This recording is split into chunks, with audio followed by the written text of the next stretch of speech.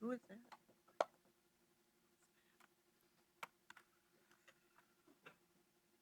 Oh, I know. I think all the guys are leaving. Yeah. You guys can stay. It's pretty exciting. Have a good day and stay safe out there, gentlemen. Oh,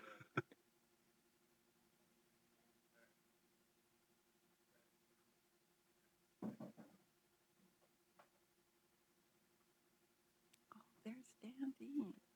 Okay, next item on our agenda is a presentation on final report of the Fort Morgan Community Health and Housing Assessment. Mr. Glanmeyer. All right, thank you, Your Honor. What you all have in your packet today is a copy, the long-awaited final version of the Fort Morgan Community Health and Housing Assessment. We've got with us some folks today that are going to present the findings of the study, but I would introduce Lauren Boyette first to have some opening remarks, and then our folks are on the Zoom call that'll be taking us through the study. So, Lauren?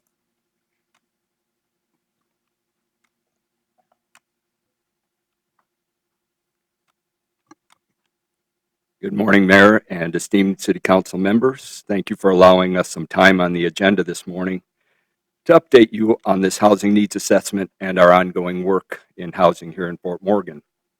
I'm here with my co-workers on this project, Mr. Arnold Kelly and Mr. Theodore Zano, and also want you to know that they're shift workers too, so they just got off work a couple hours ago, and anytime we do these meetings and hours of meetings, that means they have to give up some sleep. So thank you, friends, for being here with me.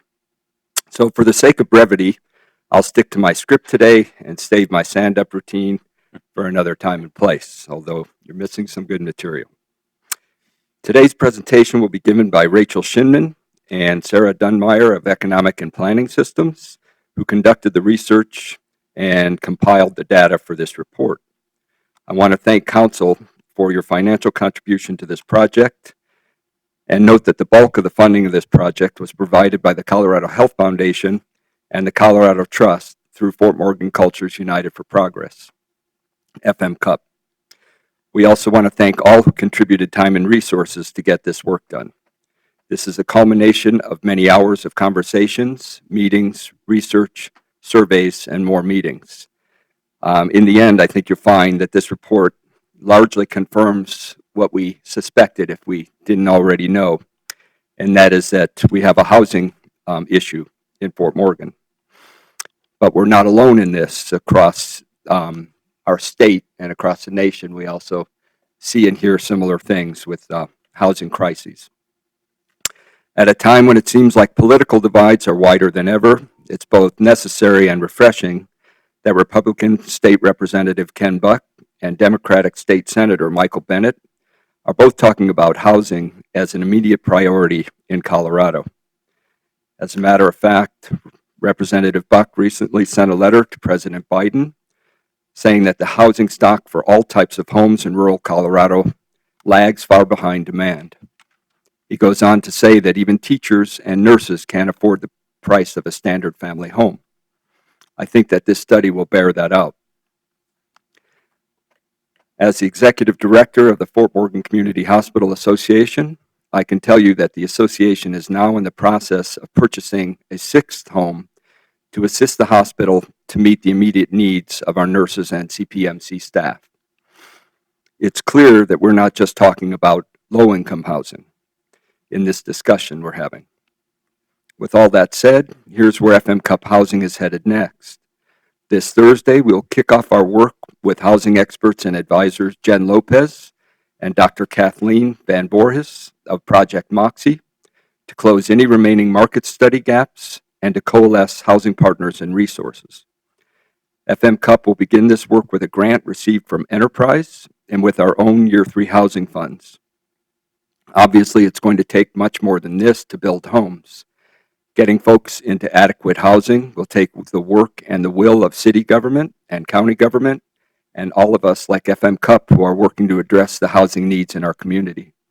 So rather than an ending to a project, we see this completed report as the beginning of the next phase of our housing work here. We hope that the city will remain a committed partner in all housing efforts in Fort Morgan. Thank you so much for having us this morning.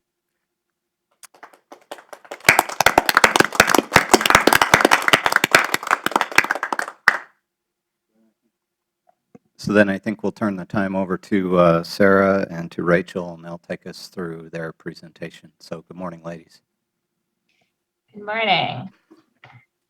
Good morning, Council, and thank you, Lauren and Arnold and Theo, and also want to recognize Shanna, who's also part of the FM Cup housing team. And the four of them have been instrumental in this whole process, and so much thanks to them.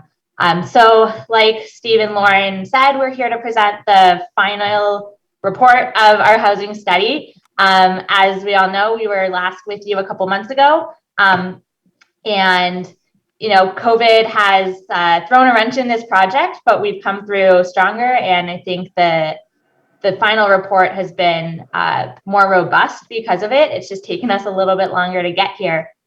So this is just an overview of the project. So again, we started off recognizing that a lot of housing studies and studies around housing had already been done. And so we wanted to build on those, make sure that we were hearing from all parts of the community. We talked to employers, we talked to workers, we talked to people who commute into the city, and really understand all of the issues from a variety of perspectives. And then really focus on this through the lens of health equity. So how does housing interact with all of these other components like access to food, access to healthcare, and how can we create a comprehensive approach? And so this is where we were last time we talked with you. We were really just getting started in step number 3. And so now we've come to the end, which is very exciting. And so what we're going to do today is really focus on the findings of the study, and really focus on what it means moving forward. There's a very robust report that I would very much recommend everyone read. I personally think it's fascinating, but you know, I am a little bit biased. But all the data and the analysis is in there. And so what we're really focusing on today is that last chapter of the report, so the recommendations and action plan. And this is just recognizing again that housing and health equity connection, really understanding why we're making the link. And there's a lot of research out there about how safe and stable housing situations have positive impacts on all sorts of other health factors for all groups of people. And so it really is important to not look at not look at housing in a silo, but really look at it more comprehensively, which is what we tried to do here. And so I'm going to let my colleague Sarah take us through some of the key findings of our study, and then I'll be back to talk about our recommendations. All right, so within the report, there's a lot of data analysis from secondary sources like the census.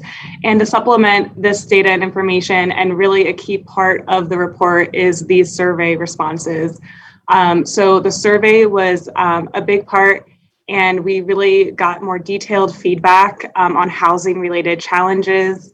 And a specific goal of the survey effort was to characterize the needs and challenges of segments of the community, not always captured in the traditional census and other secondary data sets.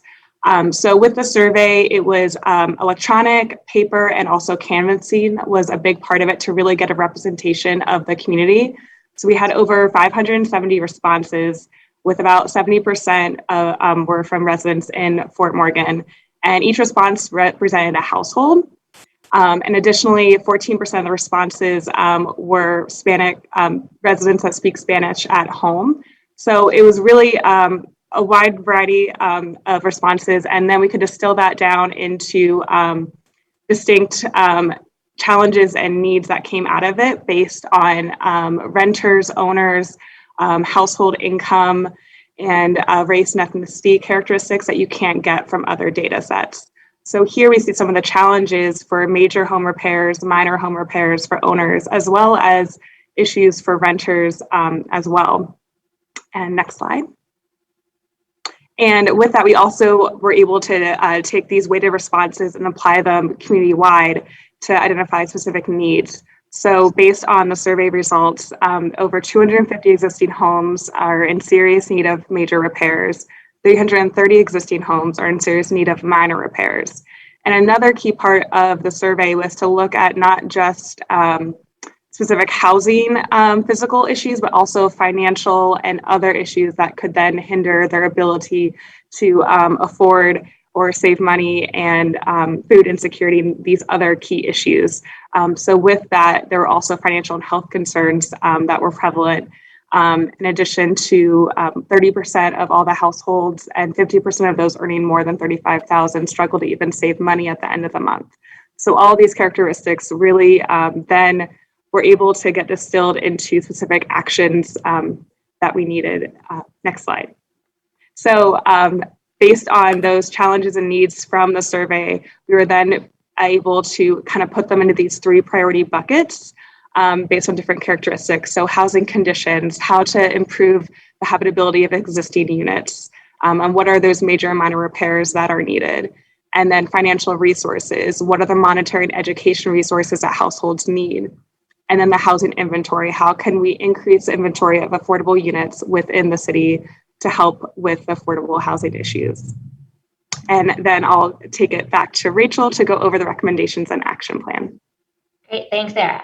So what we did was we took these key priorities and we said, what do we do with them? Because it can be overwhelming when you see that many needs and challenges in the community. And so we started with these key questions and this understanding of roles. So the data analysis helped us identify the problems that we're trying to solve.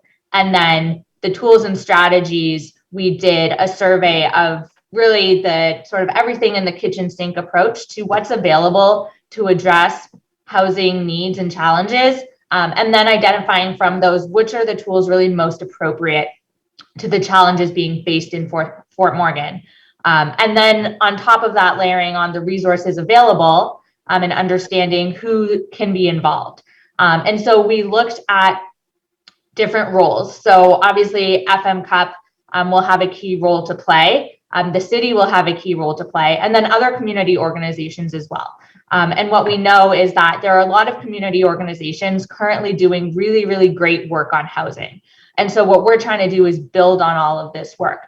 And so we talked to a lot of these organizations, and we know that a lot of them work together already.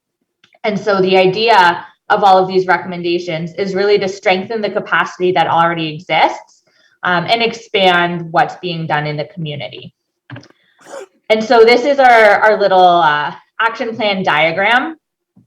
Just looking at, over the next 1 to 2 years and then into the future, what we're looking at coming out of this report and who might be the primary action taker on it. But recognizing that this is not any single organization's job to do on their own, right? It's not just on the city. It's not just on FM Cup. It's not just on another organization. It's understanding who has the capacity and the resources to start something, and then which other organizations can come in and assist. And so we're really looking at these 3 key areas of recommendations. So the one is targeting the populations with the most need. So as Sarah went over with some of our key findings, particularly from the survey, there are these key groups of the population that are really facing significant needs. A lot of those are among renters, among the low income population, and then some specific challenges being faced by mobile home residents. And so what we can do is target, especially initially, some programs to address these. So whether it's looking at improving habitability in rental properties, whether it's creating some better structures to create more stability around mobile home parks, whether it's providing more financial education, better either landlord-tenant mediation or understanding of tenant rights, but really at an initial point, targeting those areas where the needs are the greatest. The second part is establishing a new organizational structure and capacity. And so what we heard from a lot of our outreach, particularly to various organizations and employers, was that everyone knows that housing is an issue. Everyone is sort of doing a little bit here and there and knows that other people are doing little bits here and there, but it'd be really helpful to understand everything that's being done in the community. And so that's why if you go through the report, the very first recommendation is for the city to just convene everybody together, have a housing roundtable, meet, 2 to 4 times a year, and then everyone understands what's being done around housing, who is doing what, who has resources to do what, and how, again, back to that matrix with all those different players, how everyone can work together to move some of these key priorities forward. And then there's also the potential to create a new organization. And so what we see in Fort Morgan is that there are some very distinct resources in the community, one of them being land. And so understanding that land is a key resource, but even though the city has a lot of land and other organizations like the school district and the hospital might have land also, they're not necessarily ready to say, well, all of our land is for housing. Coming up with an organization like a land bank or a community land trust that can create a structure around that and say, okay, certain pieces of land are for housing, they go here, and then they're stewarded under this organization. And with the rest of those land resources, they're available just as they were before. It also creates an opportunity to utilize those for both market rate and affordable housing, because that's one of the things that we found, as Lauren said in his introduction. This is a need across the entire community. There's a need for all types of housing. And so how do we steward resources towards that goal? And then the last is pursuing affordable development. And this is something, as again, Lauren mentioned, FM Cup is already beginning to pursue. And the city has already done a good job in terms of developing different incentives and other development regulations to incentivize housing development. And we're seeing some new developments. So it's working, but making sure that that remains a priority. And so for the city specifically, there are really these two components. And again, this is looking at where the resources and the capacity are and what distinct strengths the city as an organization has. And so the two big ones are housing conditions, and then, as I mentioned before, land resources. And so in terms of housing conditions, one of the things that we found throughout the analysis and our outreach is that habitability concerns are really critical, especially for renters, but across the board. And so where the city can play a role in this is creating various habitability programs, and there are a number of different types of programs, and they're in more detail in the report, obviously only with 15 minutes with you this morning. I would love to spend 2 hours and go through everything.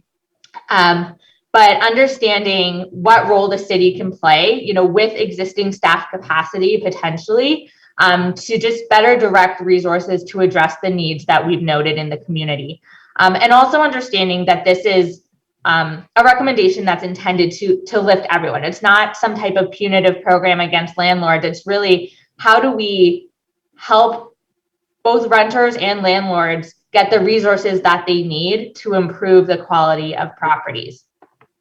And then the other that I mentioned previously is land resources. And again, the city is in a particularly strong position for this. And so it's understanding, how do we approach that strength and these resources in a way that addresses the needs outlined in this report, but also works with other city priorities. And so something like a land bank or a community land trust that can also be started with other external funding to say, let's create a structure around this and understand how the land resources play a role moving forward. And so I guess that's it. I know we had limited time with you all, but we wanted to make sure to leave enough time for questions. Obviously, distilling, I think the final report ended up with the appendix being 99 pages. So there's a lot in there, but really the last chapter goes into much more detail on all of these. And then the data analysis and the survey analysis chapter in particular, I think really, really detail the needs of the community in a compelling way. At least, we think so, being the analysts. But at this point, we would welcome any and all of your questions. And I just take a minute to thank Rachel and Sarah and FM Cup and all of the effort that went into the report. You all have a copy of that. I know some of you have read that in detail and asked for some time to meet with me to go over some questions or what you saw in there, and I'm happy to do that. I'll make some time available. Lauren and I have chatted, and I know we plan to get together and talk about findings as well and how we can start some of these recommendations, move some of these projects forward. But certainly appreciate all the effort that went into this. It's been years in coming, and glad to have the final report and happy to meet individually or take questions. And I know Rachel and Sarah are happy to take questions right now as well if you have those. But we're definitely going to hit the ground running with this as soon as next week when we get back into town. Does anybody have any questions for Rachel or Sarah on the report?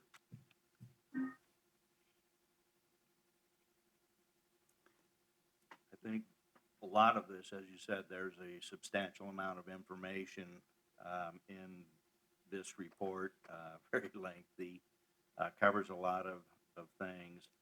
I plan to reread it a second time, so I will probably sit down with Steve and review this again prior to, or post from us getting back from CML. So if anybody, there's no questions for the group that developed this.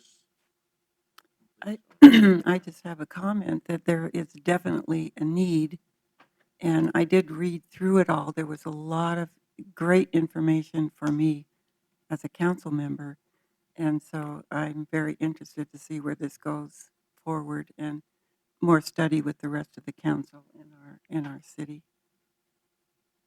It was very well done. I think we'll bring this up collectively again after we've all had a chance to sit down with Steve or that and review it, give him our thoughts, and then bring it back and have a more detailed discussion on the findings. Greatly appreciated. Doesn't look like it was thrown together in a couple of days. Great document, yes. It's been a work, it's taken a lot of time, and it's greatly appreciated.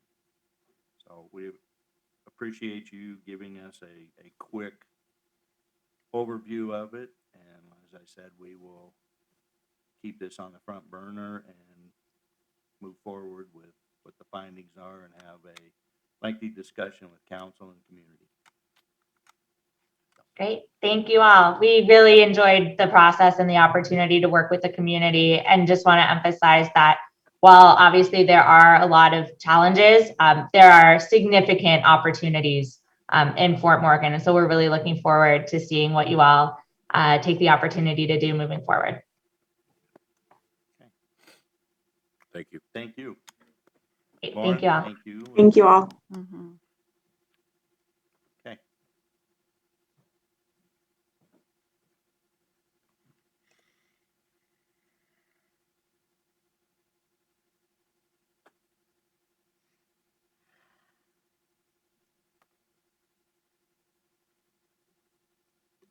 Next on our agenda is the presentation of a sole source expenditure for in-car cameras for the police department. Commander Brown.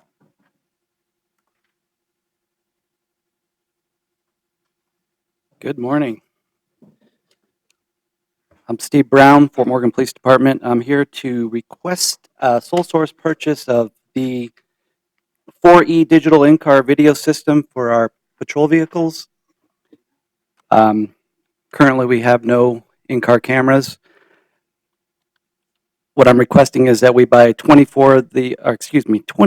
of these in-car video systems that will integrate with our body cameras that we just purchased recently this year, the V300, which will give us an opportunity to have several different angles on any scene that we arrive at.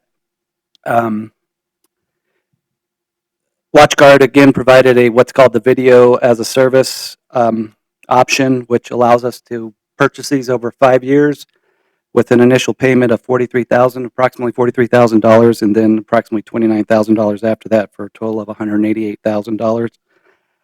And that's it. Basically, that's what we're requesting. This video system is the only video system that integrates with the V300, so there are no other options with those body cameras. So these cameras, they show the inside of the patrol car, or they're dash mounted to show what's happening in front of the patrol car? They have a dash and they have a back seat. So you have a couple different options. Plus, with the body camera on there already, all that will integrate with each other. So when we download it into the evidence library, we have several different different views of a scene in case we'd missed something or there's some evidence out there that wasn't actually picked up right away. Okay, good, thanks. How long do we have to retain the videos? I mean, this can get into a Well, terabyte. when we purchased the body cameras, we actually have unlimited storage in the cloud, but retaining of the videos is based on a retention schedule. If it's just a contact that we did, it's 180 days. If it's a felony, we have to keep it for at least 10 years. If it's a sex assault or homicide, we have to keep it permanently. Traffic contacts, again, about 180 days. So it's all based on the retention schedule for the state. How long I see batteries are 12 hours, so that's good. So that's for the body cameras. For obviously the in-car cameras, they run off of the car. Yeah. And that was one of the reasons why I brought the V300s to y'all, because they do last 12 hours, but they also have the option of switching the batteries out. Most body cameras don't have that option. So WatchGuard came up with this way of taking out the body or the battery, and then you can go in and switch it back in with another battery if it looks like it's running low.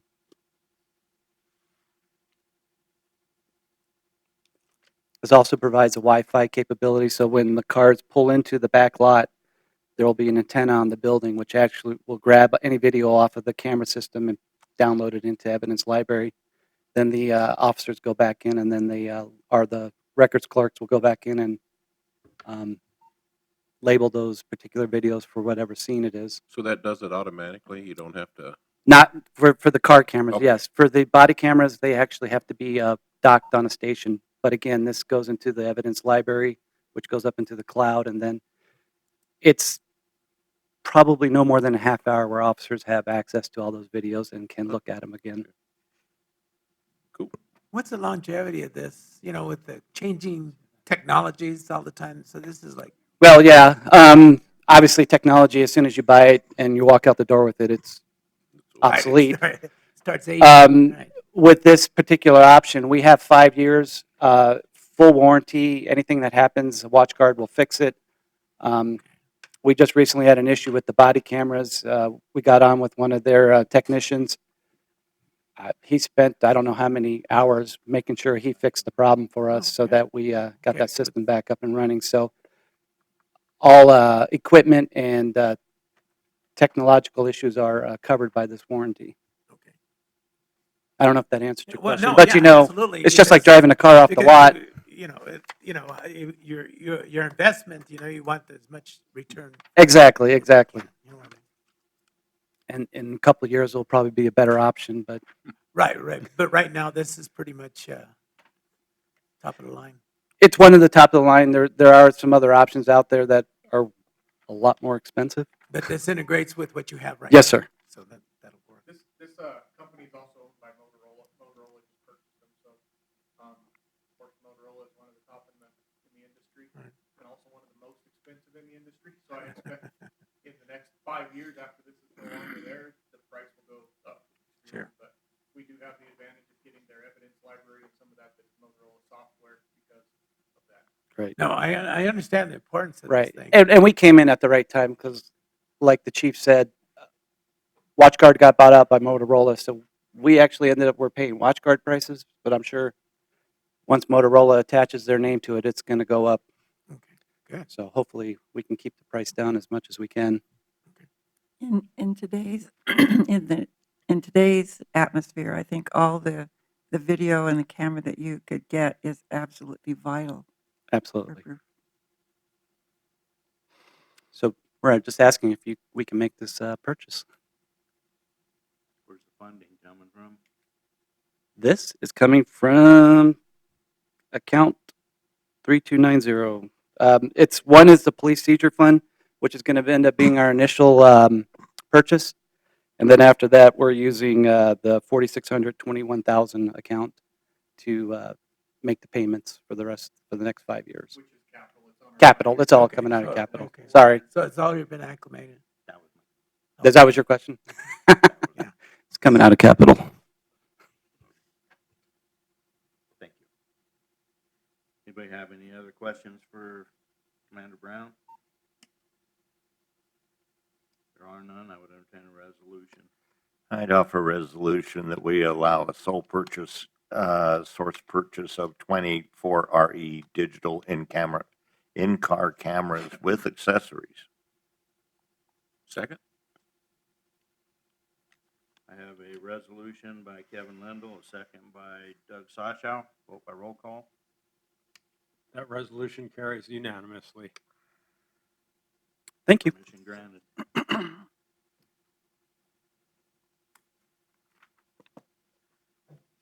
Next on the agenda is a public hearing on Ordinance 1257, an ordinance amending Chapter 20 of the Fort Morgan Municipal Code regarding land use and development to address changes to family child care homes required by recent state legislation.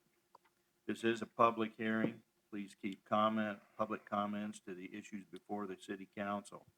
Each speaker is asked to limit comment time to 3 minutes. Unless a speaker represents a group of citizens, in which event additional time may be allocated. Please respect these limitations. I reserve the right to limit public comment that is inappropriate under these guidelines or otherwise improper. I also reserve the right to limit testimony or questioning that is repetitive, cumulative, argumentative, or not pertinent to the issues, and to set a time on the duration of testimony if I determine it to be necessary in light of the number of people who have signed up to testify. First is the legal notice. Was this properly noticed, Mr. Brennan? Yes, Your Honor, a legal notice of this public hearing appeared in the Fort Morgan Times on September 10th. Next is a presentation of the ordinance. Mr. Wilson? Good morning, Mayor and members of the council. In its just concluded session, the Colorado General Assembly adopted House Bill 1222 concerning the zoning treatment of what the legislature called family child care homes, which are facilities handling up to 12 kids, state licensed, with the proprietor living in the facility.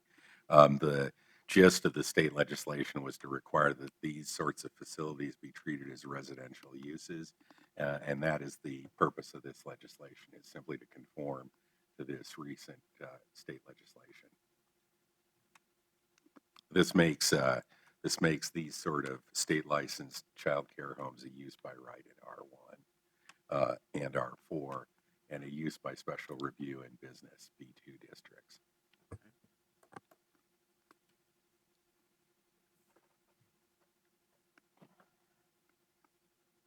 Next, we will hear public comments. Is there anyone who wishes to speak on this issue?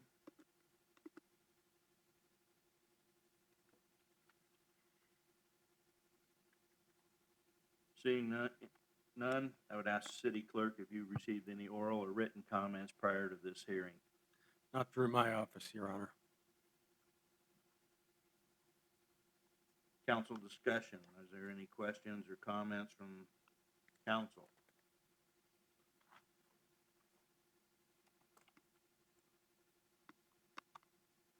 Seeing none, I would entertain a motion to close the public hearing.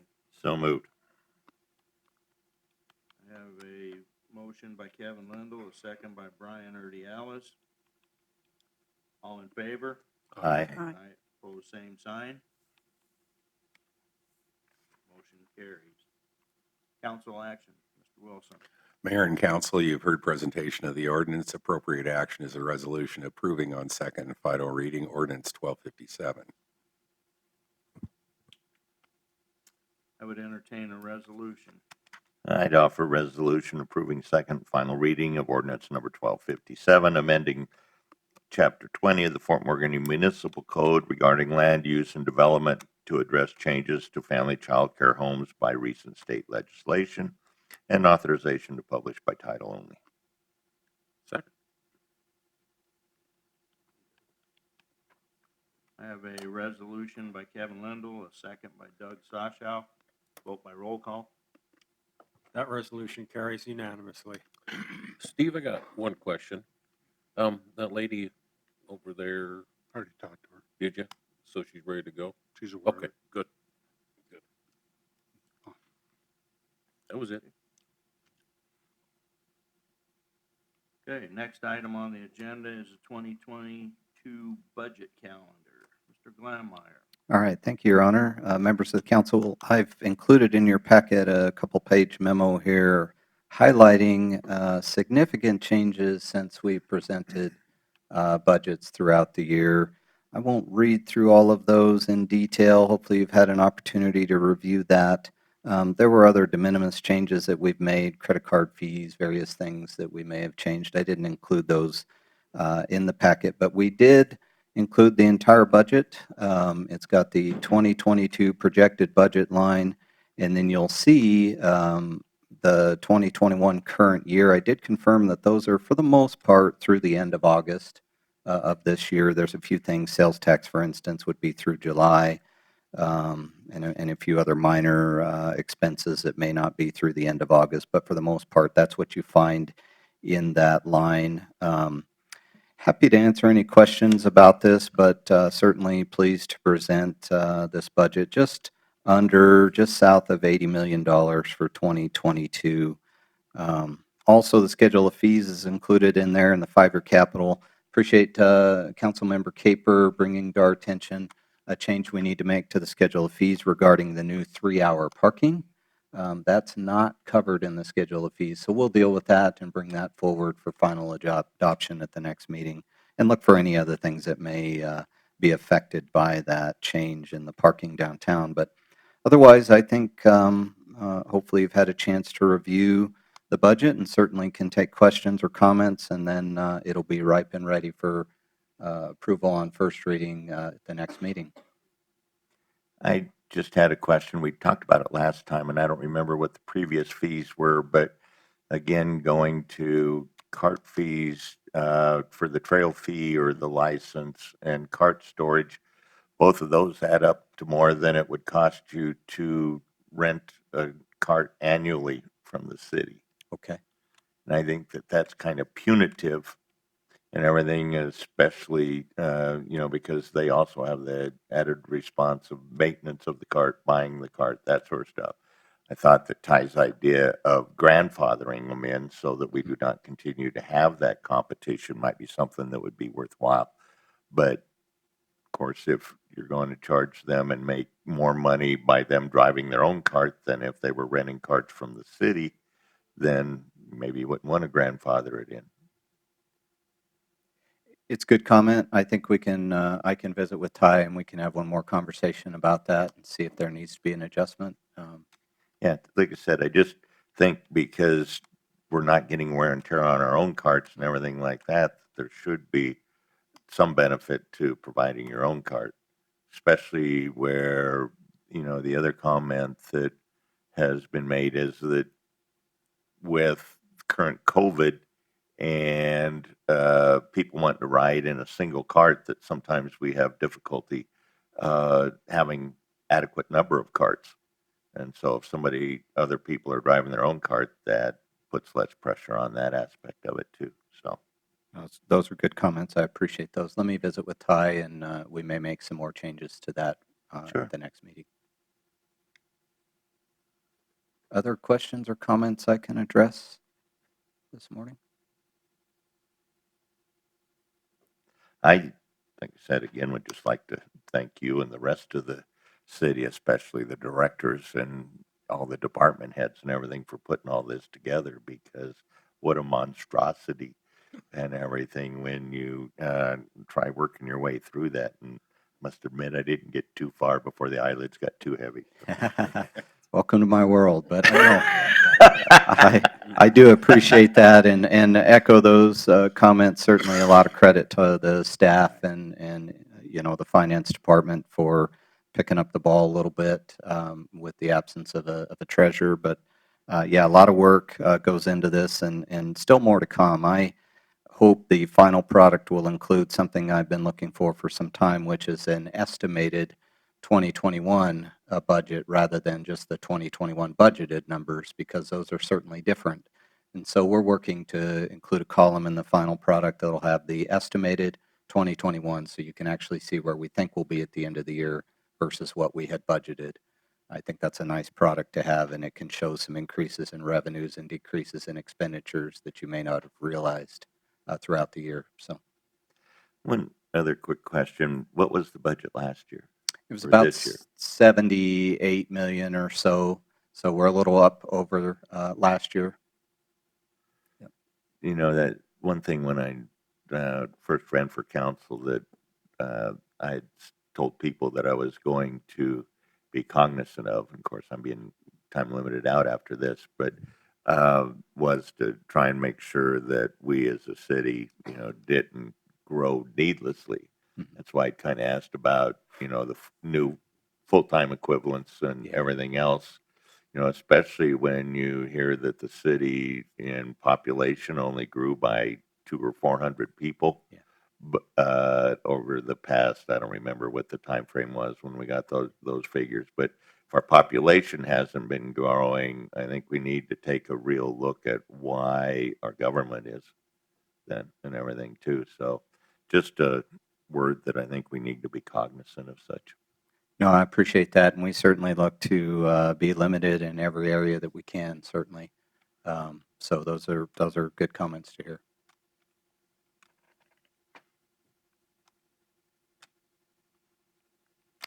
Very good. I think we'll bring this back for final or first approval at the next meeting, and appreciate you guys taking the time to dig through this in detail. And as always, you can reach out to me if you find something or get some other questions. Certainly grab me this week at CML.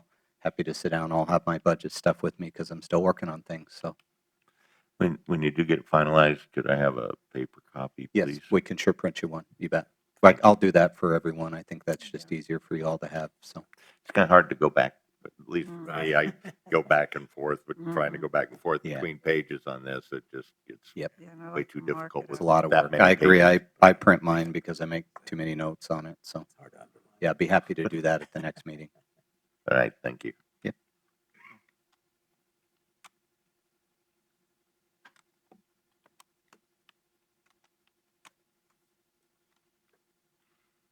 I'll schedule a meeting with you this week out there. Perfect. Happy to do it. Okay, any other questions or comments on the budget? Okay. Consent agenda, Mr. Brennan. Thank you, Your Honor. This morning's consent agenda includes item A, approval of the disbursements and payroll for August, and item B, approval of the minutes of the September 7th, 2021 City Council regular meeting. All matters on the consent agenda are considered routine business by the council and will be enacted with a single motion and a single vote by roll call. There will be no separate discussion of these items. If discussion is deemed necessary, that item should be removed from the consent agenda and considered separately.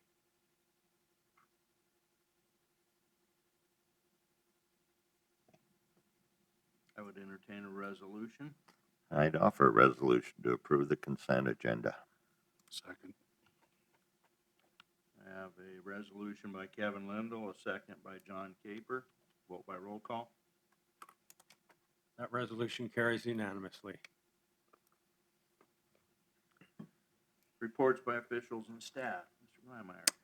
Just a couple things from me. Very much looking forward to spending some time in Westminster the rest of this week with you all at the CML annual conference. Great opportunity to meet colleagues and state officials and representatives from, a multitude of granting agencies, and just a good opportunity to sit down and learn about a great number of things that are coming through the legislature and that have come through. So again, if you have the opportunity, would like to sit down, I'd be happy to do that, spend some time with you one-on-one. If you've got something burning, it's a good opportunity to do that as well. So we'll see you down there later tonight and or tomorrow.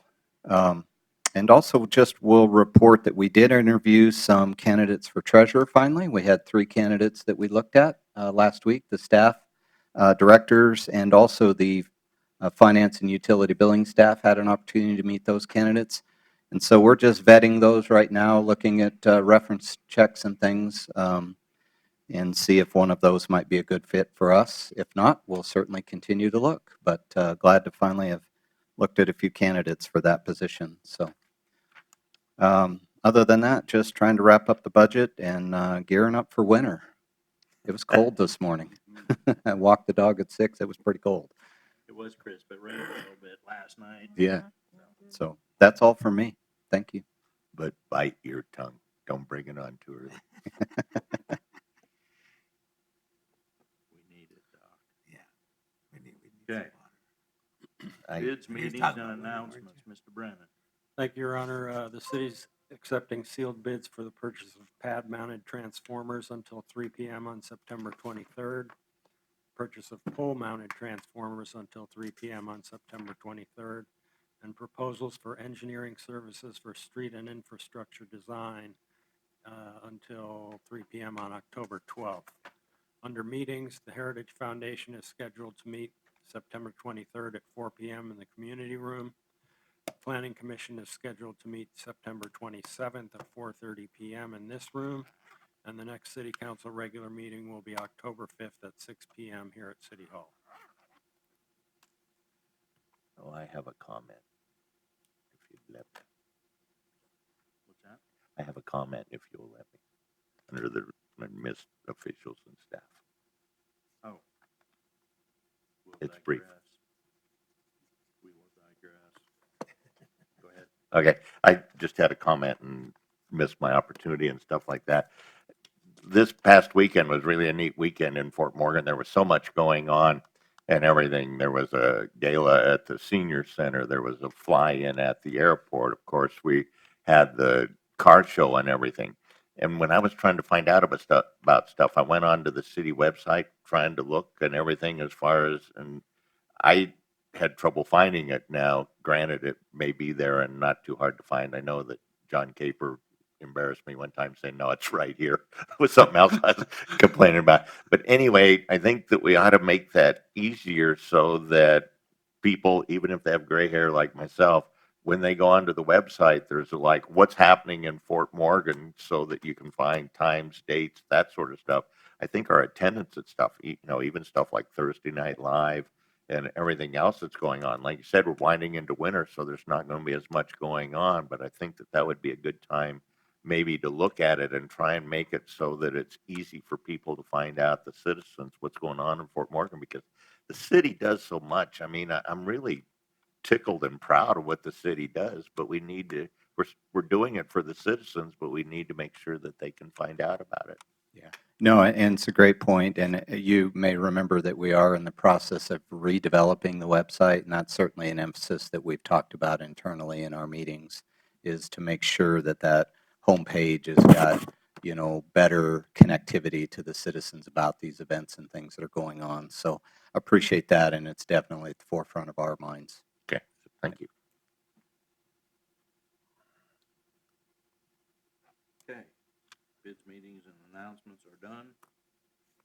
Next item on the agenda is an executive session for the purpose of determining positions relative to matters that may be subject to negotiations, developing strategy for negotiations, and/or instructing negotiators under CRS Section 24-6-4024E, and the following additional information are provided for identification purposes. Economic incentives. I would entertain a motion to go into executive session. So moved. Second. Have a motion by Kevin Lindell, a second by Doug Soshow. All in favor? Aye. Pose same sign.